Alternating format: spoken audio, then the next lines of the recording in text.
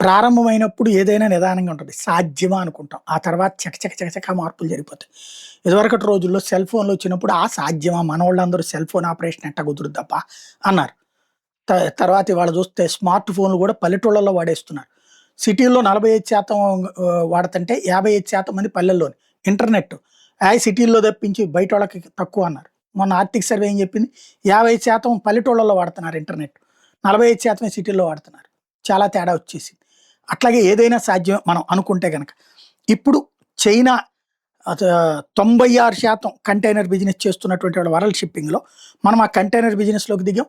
భారీ ఎత్తున చేస్తున్నాం. మొన్నే చెప్పుకున్నాం. పీఎల్ఐ కింద కూడా దాన్ని ప్రోత్సహిస్తున్నారని. ఓవరాల్‌గా మోడీ సర్కార్ అయితే చైనాని దెబ్బకొట్టి అతి పెద్దదైనటువంటి మార్కెట్ దిశగా సీరియస్ అడుగులు వేస్తోంది. అందుకని చైనాకి, అమెరికాకి ఇద్దరికీ కూడా మోడీ మీదన కోపం ఉంటది. మోడీ సర్కార్ మీద కోపం ఉంటది. ఎందుకంటే తమ తమ వ్యాపారాలకి పోటీ పెడతారని.